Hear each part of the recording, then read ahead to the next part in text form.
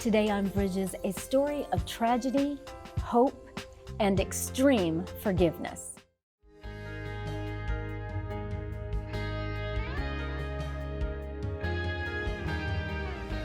I'm Monica Schmelter, and I'm glad that you could join us today for Bridges, where we bring you hope for the journey. And when I say that today's show is extreme forgiveness, it is extreme forgiveness. And my guest is Lorraine Huberry. I've had her before. Her story and her journey to hope and forgiveness is one that bears repeating. I've never heard anything quite like it. And I believe that the lesson for all of us is that God can help us forgive even the hardest of situations. Lorraine, welcome back to Bridges. Thank you. Thanks for having me again. I'm glad to have you. And you know, some people might not have met you before on Bridges. Your story, as I said, it really is one of tragedy, but you didn't stay there. There came hope and extreme forgiveness. But I'd love to hear a little bit about your story and your two daughters. Yes, I got the call that no parent ever wants to get. I was asked to come home. You were working? Yes, I was working out of the home. I came home and my home was a crime scene. I was not allowed to go to my house. I didn't know where my girls were. Didn't know any of the circumstances. Yeah. I just knew that the neighborhood was surrounded by police. So like, did you see the yellow crime tape and all of that? So you just get a call, tells you to come home from work. You get there, all mass chaos, really. Mass chaos, yes. And you don't know where your two daughters are? No, or my fiance at that time. And I kept looking, where are the cops focusing on? Mm-hmm. And then I realized it was my house, and that's where the yellow crime tape was around. And I was ushered into a neighbor's house. And at the time I didn't realize what was going on, but I was interrogated because they thought I was involved in this somehow, even though I didn't know what was going on. And then they kept telling me they were going to get me to the hospital, and I kept thinking, why do I need to go to the hospital? I'm not injured. Because you know nothing. Nothing. You know absolutely nothing, and so you're being interrogated. So I'm sure that had to be uncomfortable, but are you still confused? Like, what in the world? Yes, very confused. And I kept asking, what happened? What's going on? Why are we going to the hospital, and where are my girls? That was the one question I kept repeating. Where are the girls? We're going to get you there. We're going to get you there. Well, where's there? I had no idea what was going on. Finally, an officer comes in and he said, your daughter, Christy, is fighting for her life and probably won't survive. And I just shut down. It was like, no, that's not my child. My child's safe. My child's okay. And Christy's your youngest daughter, yes. And then I happened to think, well, where's Stacy? She's supposed to be at work. Stacy's at work. And logically in my mind, that's where Stacy was, at work. And then he says, no, Stacy's dead. As so matter of fact, like I'm supposed to know this. And so like, no, I'm sorry to inform you, just nothing. Stacy's dead. Mm-hmm. Very abrupt, very matter of fact. And I realized later he's doing a job, but he had no bedside manner whatsoever. And it was very difficult to even fathom the words he was speaking, because he's not talking about my kids. Yeah. He's talking about somebody else's kids. He's got my kids confused with somebody else. One of the neighbor's kids, oh my gosh, who is it? You know, do I need to get to that parent? Yeah. Totally oblivious. Well. So really, in your heart and mind, you just wouldn't allow yourself to believe that it was your children. You were thinking this must be a mistake. Right. And I just can't imagine, like, even being in that situation, how awful that would be. It was very awful. Mm-hmm. And then trying to come to the realization that something's really wrong, but I still can't grasp what it is. I can't grasp what they're saying. The words are just floating around. It has no meaning whatsoever. And I realized it's the shock phase. Your body and your mind's going into shock, trying to incorporate somehow some sense of this and justify this is all a lie. I'm living in a bad nightmare. Yeah. I just want to wake up. And you realize you are awake. It is the truth. And everything's fixing to just fall completely apart. Yeah. So do they ever get you to the hospital? I arrived home at 5:30. I got to the hospital around between 9 and 10. I'm not real sure of the time. Yeah. And so I was 4 to 5 hours of waiting. And we were escorted by a police officer who had no idea. When we even got to the hospital, they parked in the very back parking lot, and there wasn't a soul around. And I'm thinking, why are they not taking us to the front and dropping us off and letting us go in? Well, at the time I didn't know that the hospital was under security, heavily guarded because Christy was there. I learned later that she was flown in by a helicopter because of her injuries were so severe. And it was actually the trauma surgeon that, once we finally got to that point, the trauma surgeon was the one that delivered the news about Christy's injuries. None of the police officers ever told me. And we found out that she had been sexually assaulted. She had been strangled. She had been stabbed twice in the abdomen. Both of her wrists cut and her throat was slashed repeatedly. And at that point, I just shut down. I couldn't even speak to what he was saying. And he looked at me and he said, "Are you understanding what I'm saying?" And I'm like, no. And he realizes I never knew any of this. None of the officers ever told me. He's the first person to tell you any of this. I mean, Yes. you know, some crime happened. Right. You know, you've been interrogated. Right. They said she's fighting for her life, but you didn't have any idea of the kinds of injuries, the extent of them. Yeah. A trauma surgeon is telling you this. Yes. Or why it even what unfolded in the house. Right. What Exactly. brought What us happened? to this point? Yeah. What happened? And who would do this? Mm-hmm. Who would do this? So yeah, it was all just one shock after another, after another, after another. And then he said she's in surgery. She's been in surgery since about 5 o'clock, and we don't know when we'll be out. We have a whole trauma team working on her, and he says we'll come and get you when we have some more news. And it just seemed like an eternity of sitting there. And 11 o'clock, he finally comes back, and he said, "Well, she got through surgery, but at this point, we don't know if she'll ever walk or talk again." And I'm thinking, did she get hit by a car? Trying to justify some sense of Right. reason. And he said that if she ever does walk or talk again, it'll be a miracle. And I remember getting this sense about me to say, what happened? And I'm thinking, did she get attacked by a dog? You know, anything but a human being. Right, because you don't have enemies. You're not living like Right. a high-risk lifestyle. No one's thinking someone's going to break in their house and do all that. Exactly. And what human being in the right mind would do something like that? So it has to be a dog, it has to be a car accident, or something, just really freaky. And he said, well, she was attacked. And I'm like, by what? And he said, a young man. And I was just like, what? And he says, we'll come back when we get her when we get her into ICU, and you can be with her. She'll have a private room. And I just couldn't even think to breathe. Yeah. Where do you go from here? Right. And he says, when you see her, you may not recognize her. And then I thought, oh my gosh, she's going to be completely mauled, And it was just the things that started going through my mind were much, much worse than it was. But she was still very, very damaged. But her face was intact.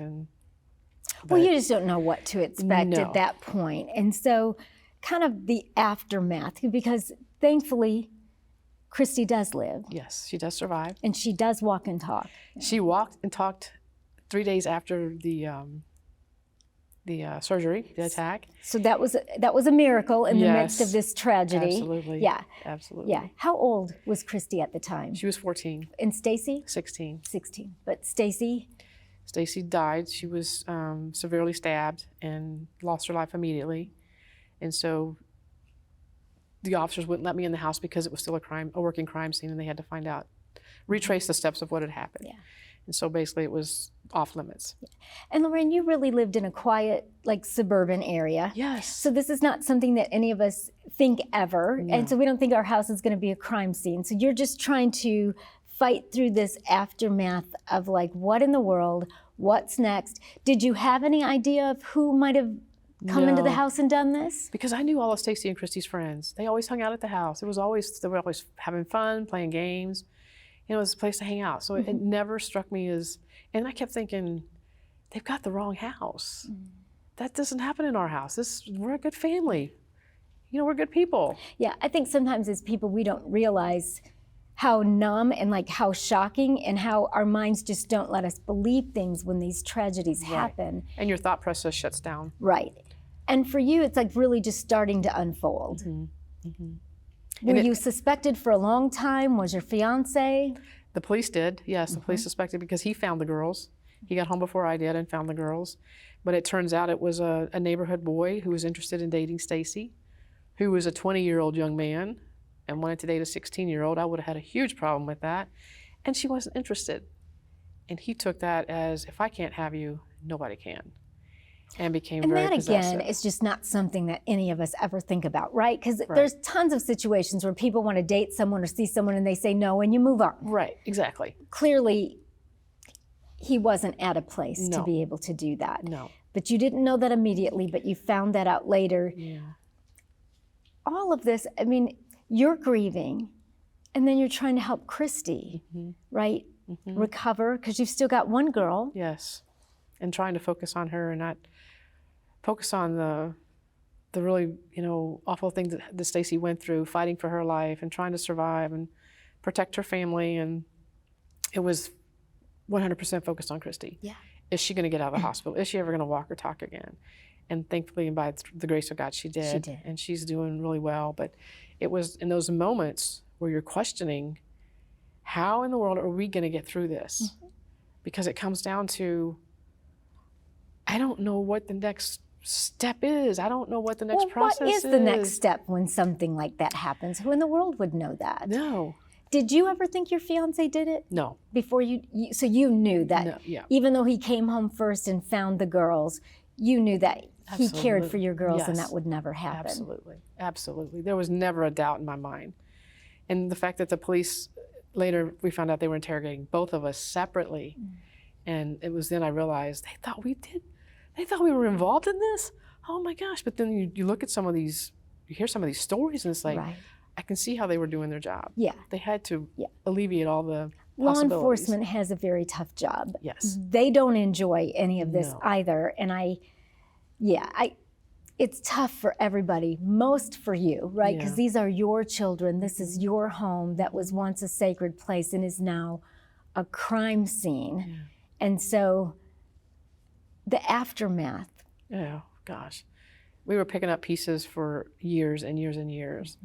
In the first week of Christy being in the hospital, it gave me a sense of peace in a way because I knew she was somewhere safe. She was being cared for, she was taken care of. But then she's released from the hospital a week later and it's like, what do we do? We can't go home. Right.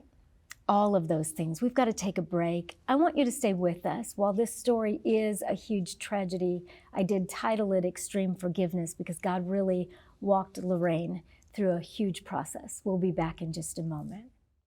Life can be hard, and days can be long. So if you're looking for hope for the journey, MonicaSchmelter.com is a great place to get started.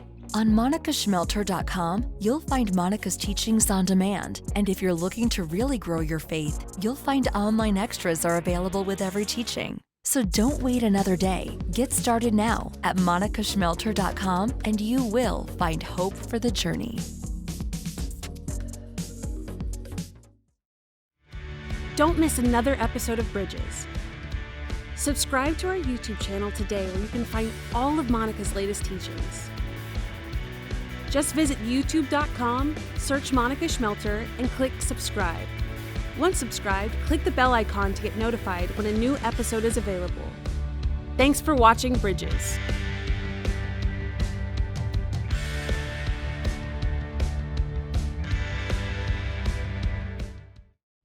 Today's Bridges story is one of extreme forgiveness. And Lorraine, you've just described, I think, probably the most horrific thing that I could even ever imagine or think about, that you lose one daughter because she says no to a boy to dating her, and the other daughter is left for dead. And so you've got to live through this aftermath, and you don't know what in the world is happening.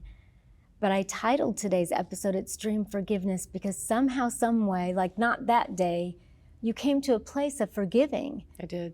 The young man that killed your daughter. How in the world does that happen, Lorraine? Only by God's grace and knowing that I had to make a decision. I had to make a decision of, am I going to get through this in a positive way, or am I going to continue to live negatively and blame him and everybody around me? And it was like, I knew who the Lord was. I had a relationship with him, and he was my saving grace. And Yes.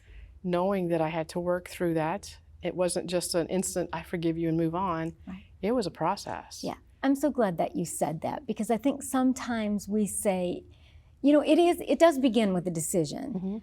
But with the kind of tragedy that you've described, that's not going to be in an instant, right? In all probability. And there's some people watching who may be traumatized, right, by a sexual assault or domestic abuse or any number of the things that happen in a broken world. And I don't ever want to give them the message, well, extreme forgiveness happens in a moment. That's why I invited you to tell your story, that God worked you through years of grief and a process.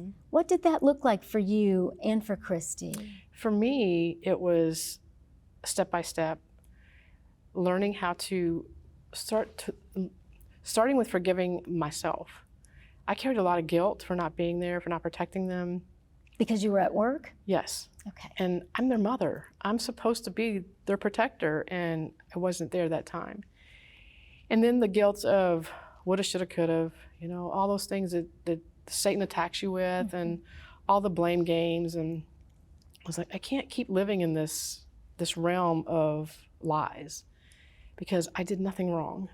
No, you were at work. You loved your daughters. Yes. And they did nothing wrong. They did No. nothing to deserve this. No. So why? The question was always why. And then it came down to, it doesn't matter why. It doesn't matter why in the sense because I can't change anything. I can't go back and replay that day and make it have a different outcome. No. And so it was like, I have to let go of all of this and trust that God's got a plan here. Yeah. And so I started praying. What is your plan, Lord? What is it you need me to do? And I kept hearing the word forgive. And at first I said, no, he doesn't deserve it. There's absolutely no way I will ever forgive him. And then I heard the Lord say, he doesn't deserve it. And I heard the Lord say, and you do. And that was a huge turning point for me, because it was like, I don't deserve your forgiveness. None of us do. None of us do. I'm just as guilty as the next person.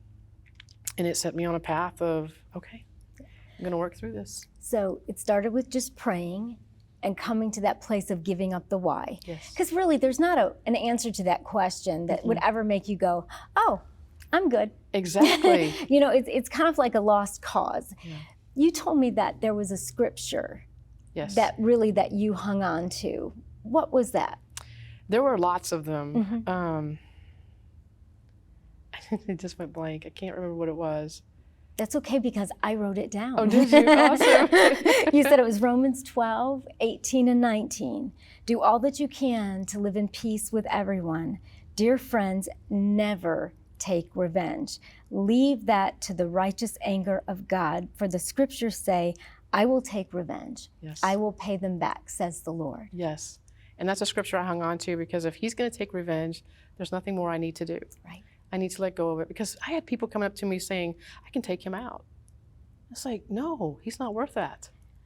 No, you don't need to bow down to his you know, no, it's not, that's So not going to happen. people were offering. Yes, people were offering to take him out for me, and I'm like, it doesn't work like that. No, it doesn't. I understand why people would feel that way, right? I have one son, like you just, no one's ever going to hurt your kid, Right, right? and get away with it. Right. We're going to do something about that. But you knew that that would be the wrong thing altogether. Exactly. But forgiving him, you had to, this scripture along with others, really hang on to that God promises somehow, some way. And Lorraine, I don't know how he's going to do it, but somehow, some way he's going to make everything right. That's what he says, right? Yes, absolutely. He says that, and I trust that. That can just be hard to swallow when you've got one girl that died and one girl that was fighting for her life, and you couldn't go home afterward because it's a crime scene, so they put you up in a Ronald McDonald house. I mean, your whole life just went crazy. Yeah. It's like the whole bottom just fell out of my whole world. Yeah. And I'm scrambling, trying to claw myself back up to the top, and I just keep stumbling and falling back, and it's like there's no end in sight. But there was an end in sight. And I kept hearing the word forgiveness, and I realized I have to learn how to do this. And so I asked the Lord, show me how to forgive him, because I don't see him with the eyes that you have. And I need to see him as a human being, and I don't see him as a human being. Well, because a lot of people watching right now would say he's not a human being. Right. He's an absolute monster. Yeah. He's evil, right?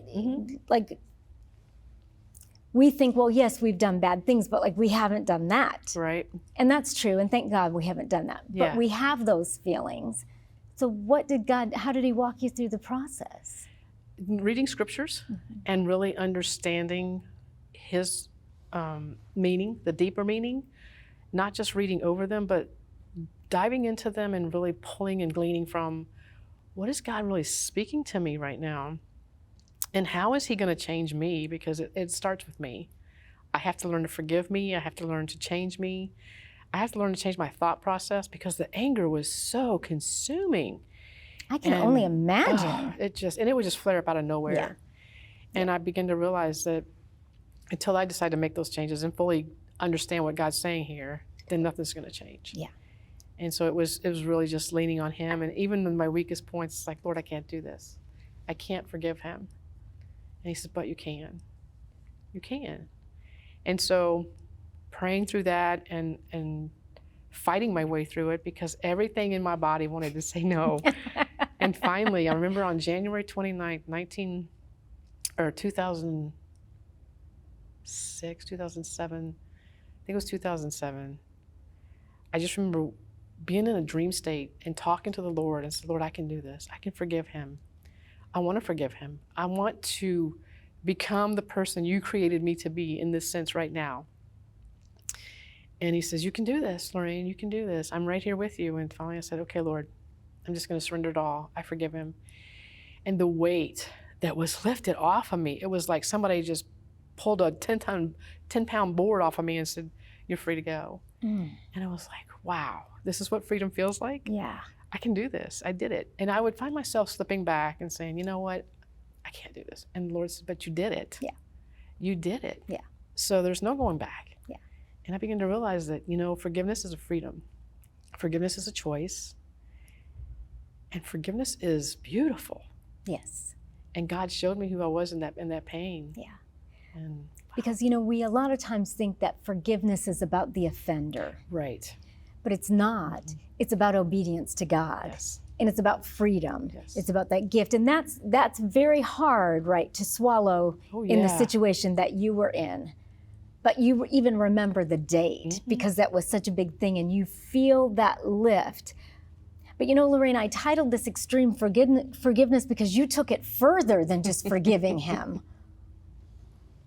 Yes. I started asking the Lord how I could serve him and help others through what I went through, even on the other perspective, because there's two sides of every story.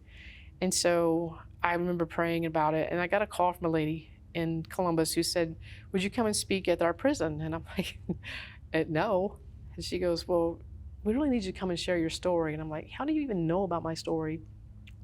Somebody had shared it with her, and she says, the ladies need to hear your story. I said, so there's ladies? Yeah, there's ladies. So I wound up going.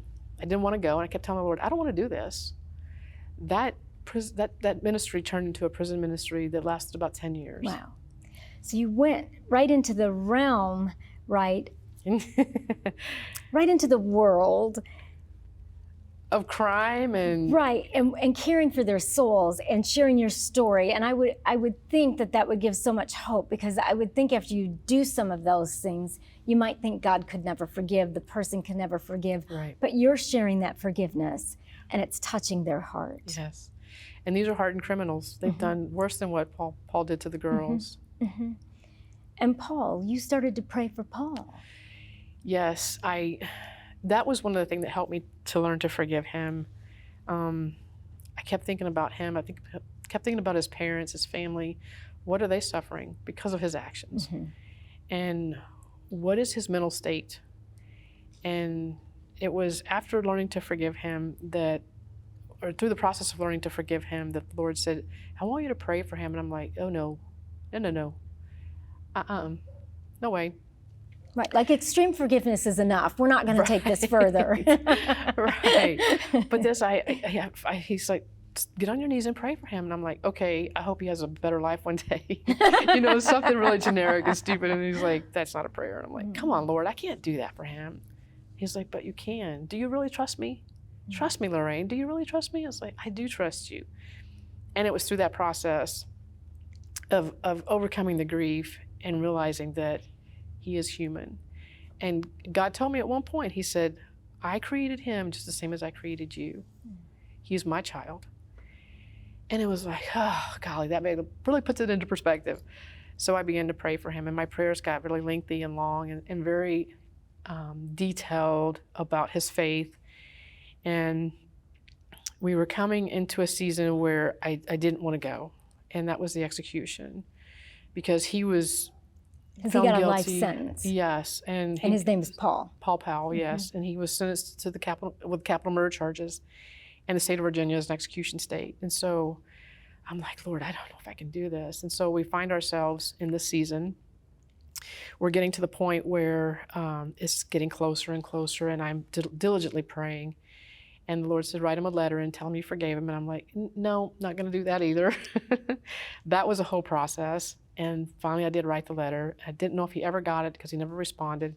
And he used to write me all the time, just blatantly horrible letters. Oh. And I thought, whatever. So I thought, well, I'll mail it if he responds. I did what the Lord asked me to do. I was obedient. And so the execution is getting closer. The day before the execution, we get to sit with him and talk on the phone, not in person.